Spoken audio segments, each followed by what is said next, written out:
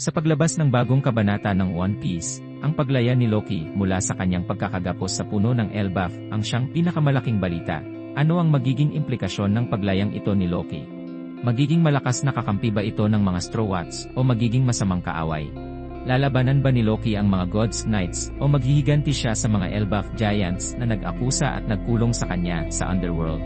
Pag-uusapan din natin ang paglabas pa ng isa pa sa magiging kontrobersyal na sandata sa Elbaf, ang Ragnir. Lahat ng iyan ay ating pag-uusapan sa aking unpopular opinion ng One Piece Chapter 1141. What is up mga gamaw? Nagbabalik na naman ang inyong master ng analysis, paralysis, para sa isa na naman walang kapararakang unpopular opinion ng One Piece. Ngunit bago tayo magsimula ay siguraduhin nang nakasubscribe ka sa aking YouTube channel at Facebook page para may mapala naman ako sa aking kaka-analysis paralysis. Sa pagbabalik ng One Piece Chapter 1141, naging sentro ng kabanatang ito, ang isa sa mga pinakakontrobersyal na karakter ng Elbaf, si Loki na kilala rin bilang The Accursed Prince. Si Loki na kasalukuyang nakatali sa Elbaf Tree sa loob ng 6 na taon, ay isa sa mga importanteng karakter sa kasalukuyang Elbaf arc.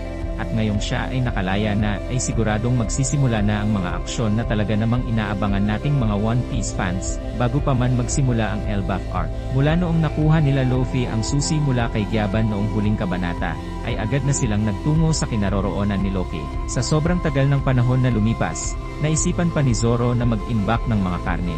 Dahil na rin sa pagkakakilala niya kay Luffy na matakaw sa karne, lalo na paggutom, isang ideya ni Zoro na gawing steak ang mga hayop na nasa paligid nila na tumutukoy sa mga alaga ni Loki. Isa namang malaking pagtutol ang sagot ni Luffy sa ideyang ito, dahil ang mga hayop na ito ay kanya ng mga kaibigan kung kaya't hindi na dapat sila kasama sa menu. Teka, bakit si Chopper at Jinbe ay kinukonsidera niyang emergency foods? Baka nagdidilim na talaga ang paningin ni Luffy pag gutom siya. Sa naganap na paglaya ni Loki, ay siya ring pagbubunyag ng pangalan ng sandatang nakasukbit sa likuran ni Loki, ang Ragnir. Noong unang lumitaw ang karakter ni Loki, unang nasilayan ang sandatang ito, subalit hindi gaanong nabigyan ng pansin, dahil na rin siguro sa kawalan pa nito ng pangalan noong una. Sa ngayon wala pang kaalaman sa kapangyarihan ng sandatang ito, subalit inaasahan na ng marami na ito ay magiging makapangyarihang sandata. Bago pa pakawalan ni Luffy si Loki, nagkaroon pa ng pagtatalo sa pagitan ni Luffy at Zoro. Sinigurado pa ni Zoro na totoo ang mga sugat ni Loki sa pamamagitan ng pagsipa nito sa kanya. Alam naman natin na nagtatanim ng galit itong si Loki.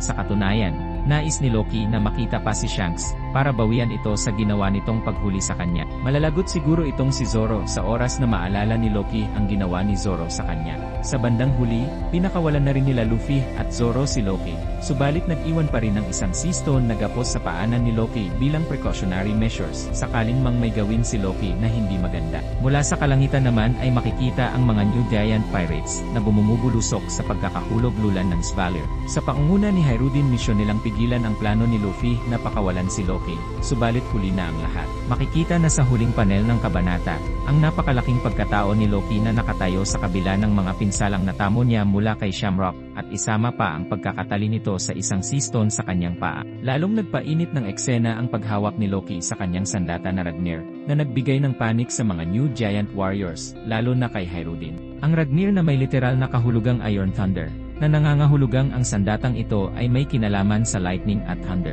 Ang Ragnir din ay siguradong Mjolnir-inspired na sandata, na siyang sandata ni Thor, ang God of Thunder sa Norse mythology. Ayon din sa Norse mythology, si Loki ay may kakayahang gamitin ang Mjolnir, na nangangahulugang ang katauhan ni Loki ay may natatanging katangian at karapat-dapat na tagapagmay-ari ng sandatang Mjolnir. Isa itong patunay na si Loki ay hindi talagang isang masamang nilalang na kagaya ng sinasabi ng mga mamamayan ng Elbaf.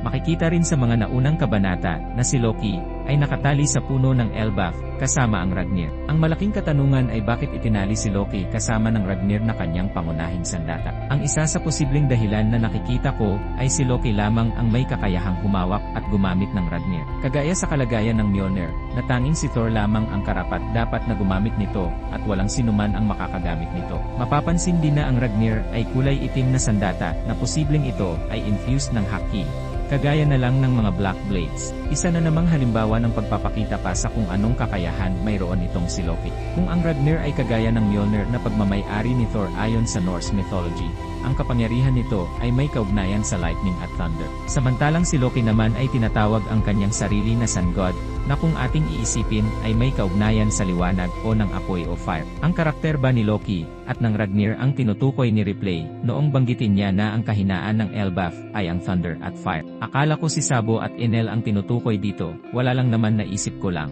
Marahil si Loki nga ang magiging dahilan ng pagkawasak ng bayan ng Elbaf. Kagaya lang din ng hula na si Luffy ang magiging dahilan ng pagkawasak ng Fishman Island. Ang koneksyon sa karakter nila Loki at Luffy ay talaga namang kitang-kita sa arc na ito. Ngunit sa tingin ko na ang destruction na tinutukoy dito ay may malalim na kahulugan. Sa unang tingin ay tila masama ang dulot nito, subalit magiging maganda naman pag titignan natin ang malaking larawan, sabi nga nila. Ayon pa sa Norse mythology, si Loki ay may kaugnayan din sa apoy o fire. Si Loki rin ay karaniwang inuugnay ilaban sa isa pang Norse mythology karakter na si Logi, na ang ibig sabihin ay apoy ayon sa Old Norse. Dahil sa mga impormasyong ito, hindi na rin ako magugulat kung ang Ragnir ay may devil fruit na kagaya ng Fenrir, isang Norse mythological karakter na kilala bilang anak ni Loki, o ang mga anak ni Fenrir na sina Skoll at Hati, na ang tanging hangarin ay kainin ang mga celestial bodies, kagaya ng buwan, na sa kalagayang ito ay ang mga celestial dragons o ang mga holy knights na nagpahirap kay Loki.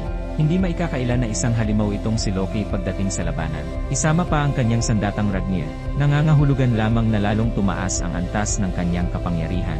Noong atakehin ni Shamrock si Loki sa pamamagitan ng Cerberus, nagwika ito na hanapin siya kung sakaling ito ay mabubuhay pa. Ang mga salitang iyon ni Shamrock ay nangangahulugan lamang na ang ataking ginawa niya ay may malaking tsansa na tumapos sa buhay ni Loki. Subalit nagawang malampasan ni Loki ang lahat ng mga ito. Pagkatapos ng lahat, heto si Loki, at masigasig na nakatayo, hawak-hawak ang kanyang sandatang Ragnir, at nagbabadyang magpakawala ng anumang mayroon siya, bagay na nagbigay ng tensyon sa mga New Giant Warriors, pati na kay Luffy na isang Yonko. Kung anumang gawin ni Loki pagkatapos nito, ay siguradong kaabang-abang. Malamang ang unang gagawin ni Loki ay puntahan kung nasaan mang lupalop ng Elbaf sina Shamrock at Gunko, at pigilan ang mga Gods Knights na plano nilang pangingidnap ng mga bata sa Elbaf. Subalit bago pa mangyari ang mga ito, magkakaroon ng tensyon sa pagitan ng New Warrior Giants at ni Loki. Kanino kaya kakampi ang Straw Hats at si Luffy?